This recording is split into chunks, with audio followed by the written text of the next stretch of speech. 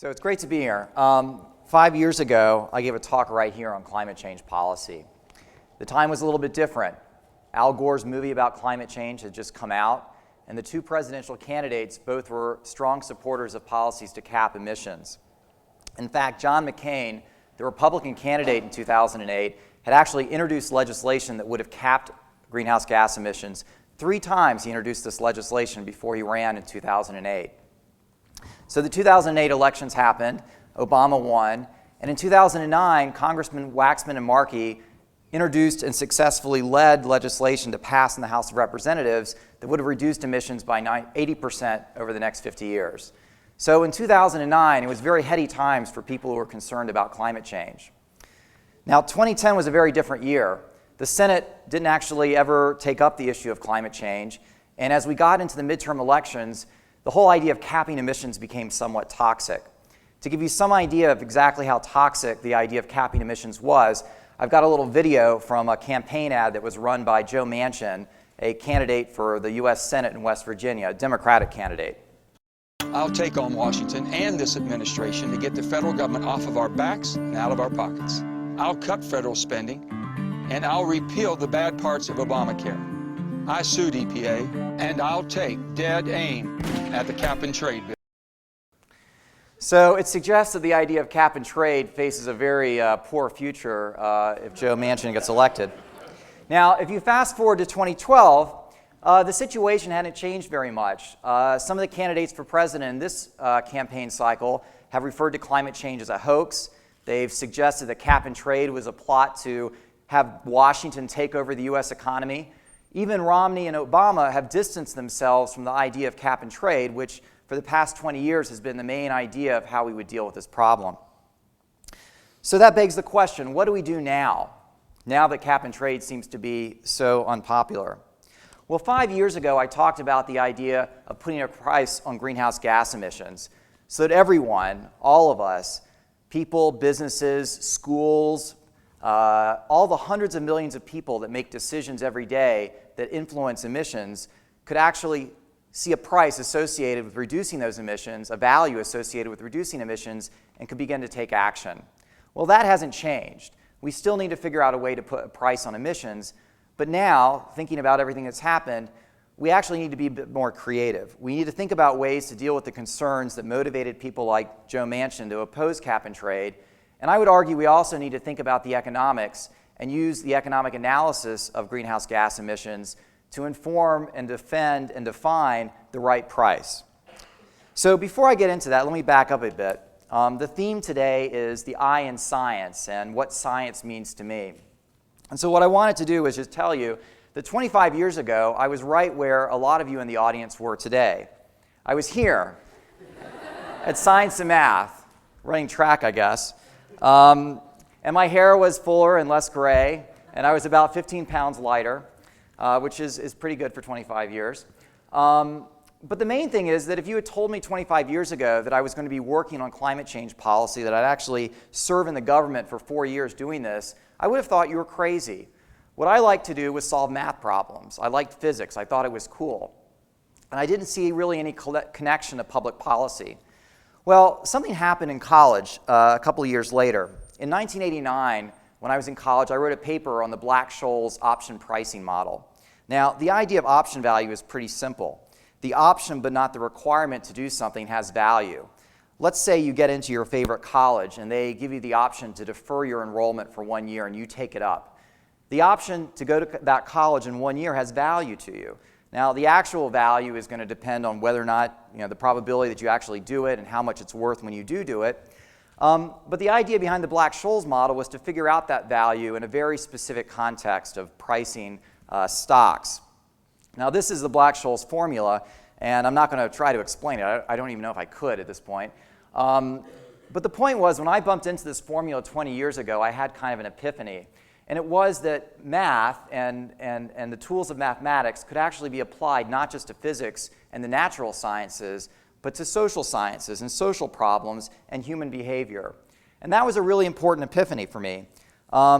It solved what I would refer to as the cocktail party problem, which was my concern that going to a cocktail party would I be able to describe what I was interested in, what I did, and actually interest other people in me? Could I get a date? This was actually a problem that I probably dealt with for about 20 years until 5 years ago when I finally met my wife. But this formula actually was kind of a solution to it for me because it made me realize that being excited about something was a key to getting other people interested in what you did. And when I was in high school here, I took my first economics class, and I had this feeling that we actually needed more scientific thinking about public policy problems. But it wasn't until I saw this formula I realized that you could actually apply the tools of scientific inquiry to designing public policy. And for me, that's what the I in science is. It's applying scientific tools to solve public policy questions.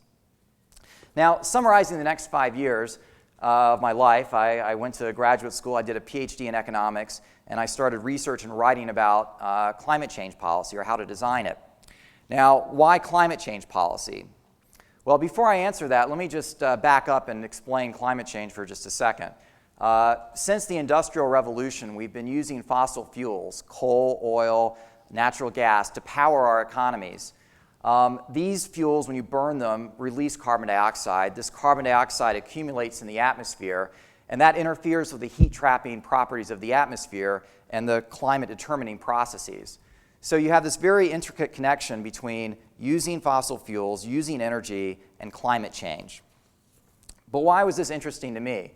Well, I guess I never quite got this formula out of my head. I really like the idea of uncertainty and using it to inform public policy decisions. And there aren't really that many questions in public policy right now that face as much uncertainty as climate change. To give you some idea, an economist named Richard Toll a couple years ago looked at the literature and tried to figure out what are the economic consequences of 1 ton of carbon dioxide emission? What are the damages? And when he looked at all the literature out there that was available then, he came up with this distribution, which basically said there's some probability that climate change and emissions of a ton of carbon dioxide would actually have negative damages. That is, there would actually be some benefit from a little bit of carbon dioxide emissions. But most of the estimates suggested very high damages, actually some as high as $1,000 a ton off the right side of that graph. And the question this raises is, why is there all this uncertainty? Well, one obvious reason is that we don't fully understand the relationship between emissions of carbon dioxide on the one hand and changes in the atmosphere and climate change on the other. Some scientists at MIT have kind of created this very useful visual to explain that. They call it the greenhouse gamble. And it's kind of like a game of spin the bottle, but instead of kissing the person that the bottle points to, you end up with the amount of temperature change indicated on the dial. And the range and the values there summarize what scientists at MIT think are the likely consequences of our emissions trajectory over the next 100 years if we don't do anything to solve the problem. Now, this isn't all of the uncertainty. You have to take these kinds of temperature changes and then translate them into impacts and things we actually care about, like changes in agricultural productivity, or coastal flooding because of sea level rise, or loss of life and property because of more droughts and storms. So when you begin to think about this, you begin to realize the reason we have this huge spread of uncertainty about the impacts. But actually, that's not all. One of the more insidious features of climate change is the fact that climate change doesn't depend on the emissions in any one year of greenhouse gases. These gases accumulate in the atmosphere and cause the impacts we've been talking about. It's a lot like a bathtub, where the emissions are the water flowing into the bathtub, and even if we shut off the flow of water, the bathtub would still be filled with water for some time. So if you think about carbon dioxide for a second, carbon dioxide lasts in the atmosphere for decades or even centuries. And so if we want to figure out the impacts of a ton of carbon dioxide emission today, we have to figure out how do we value these consequences that may be 100 years in the future. So think for a second. A $100 consequence from a ton of carbon dioxide emissions today, valued 100 years in the future, how much would it be worth? Well, the basic tools of financial economics would suggest it would be worth about $5. That's because you could take $5, put it in the bank, and in 100 years it would be worth about $100, thanks to interest. Well, a lot of people have thought about this applied to climate change and suggested that isn't quite right. It's not really the same saving for your future as it is affecting future generations. Well, this kind of uncertainty about how we value consequences in the future is yet another reason why those estimates have the really wide spread that they do. Now, before I talk about what that means for public policy and decisions, I want to compare that situation, this uncertainty in these long time periods, to a couple of other environmental problems that we're familiar with. One is water pollution. This is a picture of the Cuyahoga River in 1952. It was on fire. There was so much industrial waste flowing untreated into the Cuyahoga River that it would regularly catch fire. It caught fire about 12 times in the first half of the last century. It wasn't until 1969 that Time magazine published an article about the Cuyahoga River that we passed the Clean Water Act, we created the Environmental Protection Agency, and we finally cleaned up the river. Now you might say to yourself, okay, this was the last century. We actually care a lot more about the environment than we did then. And that's partly true. So here's another problem, the hole in the ozone layer. In the 1970s, we realized that certain refrigerants, the things we use in air conditioning, as well as aerosol propellants, the stuff that makes hairspray and spray paint work, that stuff was going up into the atmosphere and it was destroying the ozone layer, and in turn more radiation was reaching the surface of the planet and it was causing more skin cancer. Now, it turns out in the 1970s we figured out that there were alternative compounds that would do exactly the same thing, and in 1978 we banned the production of ozone-depleting substances in the United States, and 10 years later in 1987 we actually passed a treaty, or we negotiated a treaty globally that phased out their use around the world. Now, contrast these two examples, water pollution, ozone-depleting substances, with climate change. What are the differences? Well, one is that climate change has all this uncertainty. There's this disconnect between what we're doing and what the consequences are, whereas these are very palpable and connected consequences. Skin cancer is something people care about quite a bit. But there's actually another difference that I would think makes it's more important, and that is that when we confronted these problems, we could actually imagine solving them. We got rid of ozone-depleting substances. We actually cleaned up the Cuyahoga River. Well, imagine for a second how we deal with climate change. Can we get rid of fossil fuels? Can we get rid of cars? Can we make them all electric? Can we figure out how to produce electricity without using fossil fuels?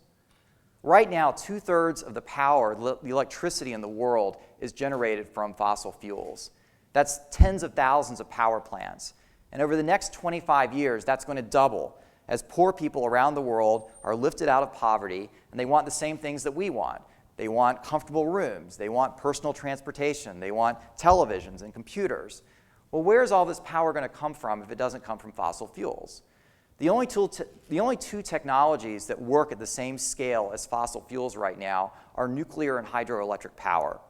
Now think about that for a second. Nuclear power has the risk of accidents, which we've recently seen, as well as proliferation. Hydroelectric power, well, that has consequences on ecosystems and human settlements, but moreover, water resources are actually going to become less reliable in the face of climate change. Now you have solar and wind, which are great technologies, but they're intermittent. So until we figure out how to solve that problem of intermittency, most engineers think that we can probably use solar and wind for about 15 to 20% of our power needs. Energy efficiency, also a great idea, but when you're dealing with countries around the world that don't actually have basic energy services, energy efficiency doesn't help you that much. So what does that mean? That basically means that climate change is not going to be something that we're actually just going to solve like we did ozone-depleting substances or water pollution. We're going to somehow have to figure out how to balance the consequences of climate change on the one hand with the need to continue using fossil fuels for some time on the other. And that's where economics comes in. So economics. The first thing I want to mention is that we need to price emissions. What does that mean? It means that as we use fossil fuels, either we or the people who give the fossil fuels to us need to actually put a price on the emissions associated with it. So think for a second about gasoline. When you burn a gallon of gasoline, it emits about 1/100th of a ton of carbon dioxide. So if we as a society decide that we want to put a price of $20 a ton on carbon dioxide, it means that somewhere in the production chain of gasoline, you need to pay an extra 20 cents a gallon. And hopefully that 20 cents a gallon will make you think more about buying a Prius or taking the bus, or my favorite, biking. So that's one thing. Now, there are a lot of ways that you can actually do this pricing. You can set up a cap and trade program like we talked about, like they were talking about before the recent elections. You could tax emissions. There are actually a whole range of different ways economists have come up with that you can put a price on emissions. And the main difference is who pays that 20 cents and where does the 20 cents go? And it turns out that this is a really important question, because if you think about it for a second, 20 cents on a gallon of gasoline is a very regressive tax if that money is going to the government.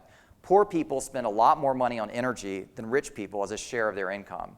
So maybe what we need to do is we need to combine that sort of price on emissions with a reform to the tax system. Maybe we cut the Social Security tax, which would have a progressive feel to it. But aside from those details, the main point is that we need to price emissions, but we need to be more creative. We need to respond to the kinds of concerns that were driving people like Joe Manchin to oppose cap and trade. The second lesson is really that we need to lean on this work by people like Richard Toll and others about valuing the consequences.